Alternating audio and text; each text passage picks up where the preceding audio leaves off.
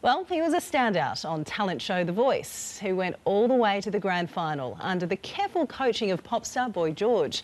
Now, Hoseah Partsch is using his newfound fame to help others.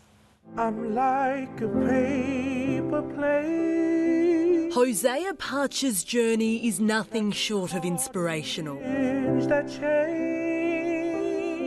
The 19-year-old grew up in the suburb of Otara in South Auckland. It's a mixture of just all Pacific Island, you know, you got Fijians, Indians, Tongans and Samoans, so it's a beautiful cultural place to be. But at times, life was anything but. Me and my family used to stay in a one-bedroom apartment, you know, so my grandparents would be in the room and me and my siblings would be in the sitting room, so it was pretty rough, but you know, that didn't stop us from living life and being happy. 7 years ago, the family moved to Melbourne. He attended school in an area that's had a problem with gang violence. It was loud at nights, you know, hearing police sirens and stuff, but we didn't take notice of it at all. Yeah, it just didn't stop me from making music. But it was a stint on singing contest, The Voice, under the mentorship of Boy George, that would launch Hoseah's musical career.